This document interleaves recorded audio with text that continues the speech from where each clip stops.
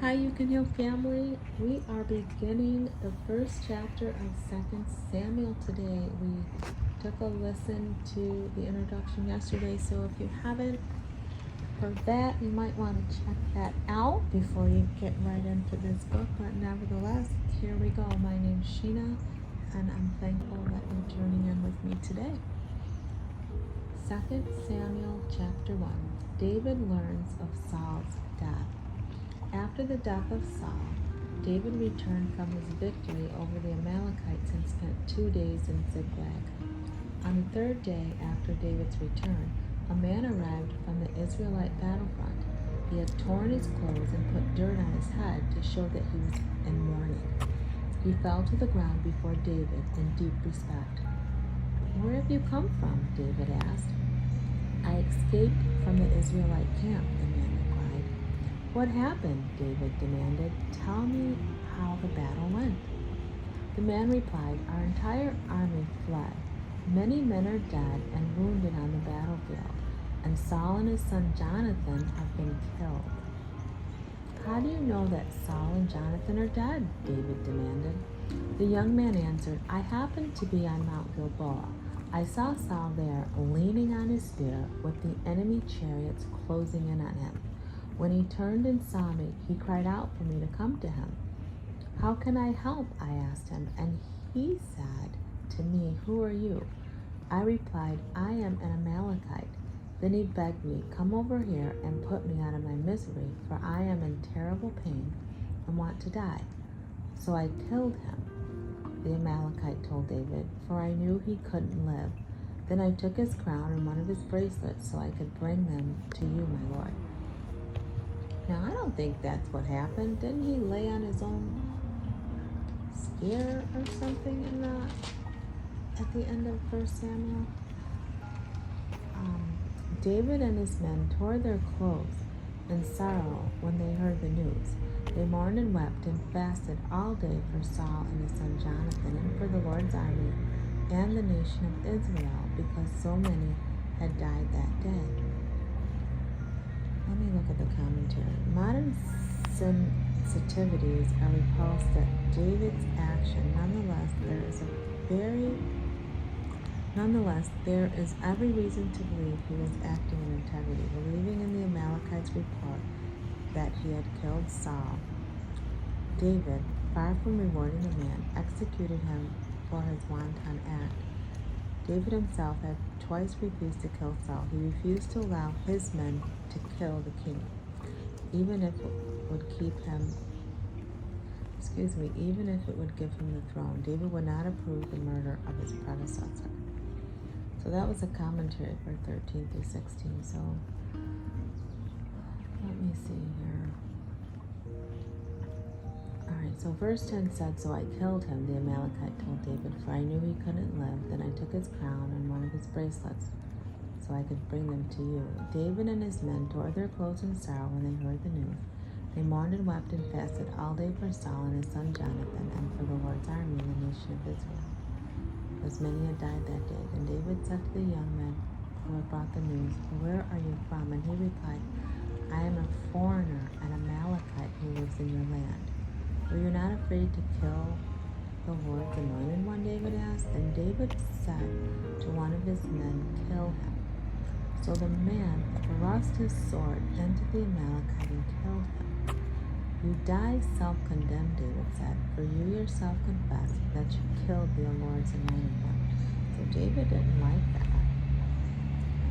David had two opportunities to kill Saul, and he didn't. So he didn't like the fact that this Amalekite did.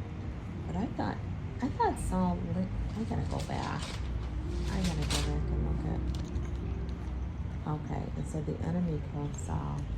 "Take your sword and kill me before this pagan Philistine runs me through and humiliate me." Now, I'm back in verse 31 of 1 Samuel. But his armor bearer was afraid and would not do it. So Saul took his own sword and fell on it. When his armor bearer realized that Saul was dead, he fell on his sword. So yeah, see, I thought Saul fell on his own sword. Here it's saying this Amalekite killed him. So verse 17 says, Then David composed a funeral song for Saul and Jonathan. Later, he commanded that it be taught to all the people of Judah.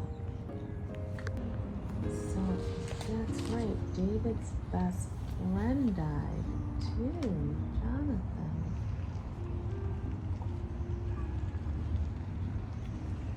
I didn't pick that up yesterday. Did you guys? That David's BFF is gone? I guess after David, so then that means after David fled, he never saw Jonathan again. I think they saw each other one encounter really quick. That they had kept their commitments to each other. So that's that friendship. They were apart for most of it seems like. So then David composed a funeral song for Saul and Jonathan. Later he commanded that it be taught to all the people of Judah. It is known as the Song of the Bow, and it is recorded in the book of Jashar. Now, there's no book of Jashar. Where's that book? Because that's not one of the 66 books. So I'm just talking to myself here. But that's okay. You're right here with me. And just bear with me. So now we're on verse 19. And I guess this is what was in the book. Your pride and joy, O Israel, lies dead on the hills. How the mighty heroes have fallen. Don't announce the news in Gath, or the Philistines will rejoice. Don't proclaim it in the streets of Ashkelon, or the pagans will laugh in triumph. O mountains of Gilboa, let there be no dew or rain upon you or your slopes. For there the shield of the mighty was defiled. The shield of Saul will no longer be anointed with oil. Both Saul and Jonathan killed their strongest foes. They did not return from battle empty-handed. How beloved and gracious were Saul and Jonathan. They were together in life and in death, and they were swifter than eagles. They were stronger than lions. O women of Israel, weep for Saul, for he dressed you in fine clothing and gold ornaments. How the mighty heroes have fallen in battle. Jonathan lies dead upon the hills. How I weep for you, my brother Jonathan. Oh, how much I loved you. And your love for me was deep, deeper than the love of a woman. Whoa. Okay.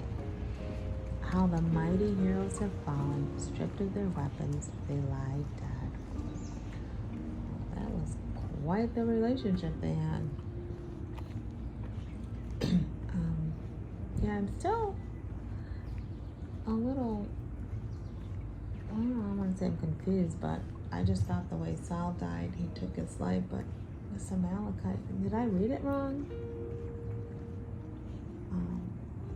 Yeah, it says, then he begged me, come over here and put me out of my misery, for I am in terrible pain and want to die. So I killed him. But no, he wouldn't kill him. He didn't want to do it, the Amalekite told David, for I knew he couldn't live. Then I took his crown and one of his bracelets so I could bring him to you, my lord. Maybe he was protecting Saul's honor by saying he killed Saul instead of Saul took his own life. Well, that was an interesting way to start 2 Samuel. And here we really see the close relationship with Jonathan and David. But like I said, it seems like most of their relationship, they were apart. But they definitely had love for one another. So yeah.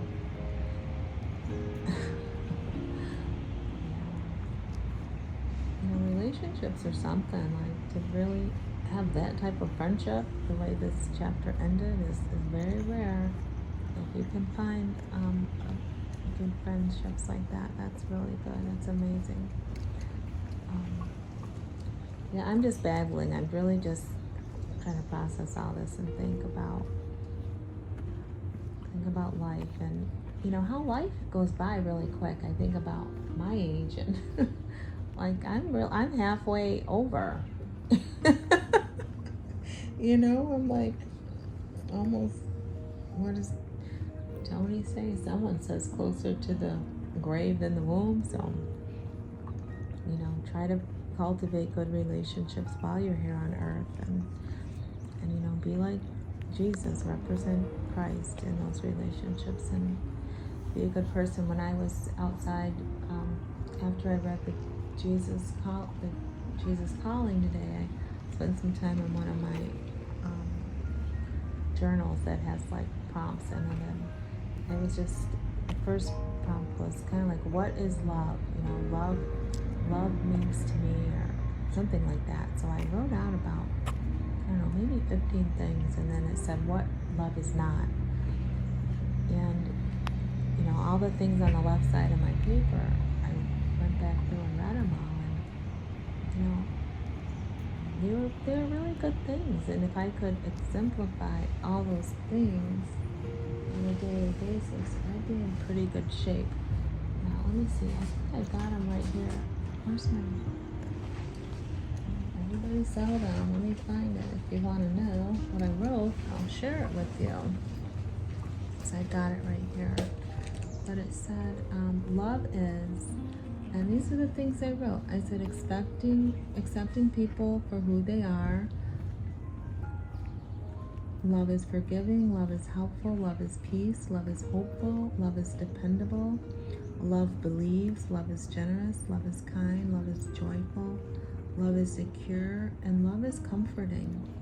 And then for the things for love is not, I wrote, love is not tearing someone down, love is not judgmental, love is not selfish, love is not chaotic, love is not uncertainty, love is not painful, love is not doubting, love is not sadness, love is not spiteful, love is not mean, love is not burdensome, and love is not hateful. So, when you think about friendships and relationships, just all those words on the other side of the page are really meaningful when it comes to, spending time with people and having relationships and loving someone. And if you're in a relationship and, you're in pain, or you're doubting, or sad, or spiteful, or mean, or have hate in your heart, or judging the person, or everything's chaotic, or you're judging the person, maybe you need to think about whether that person you say you love and you're with is the right person, or the right time to be with that person. So that's just what I'm thinking about. So I shared it here.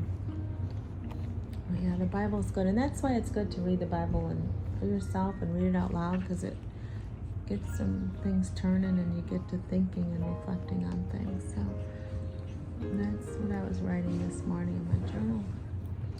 It's called Today I Affirm Journal.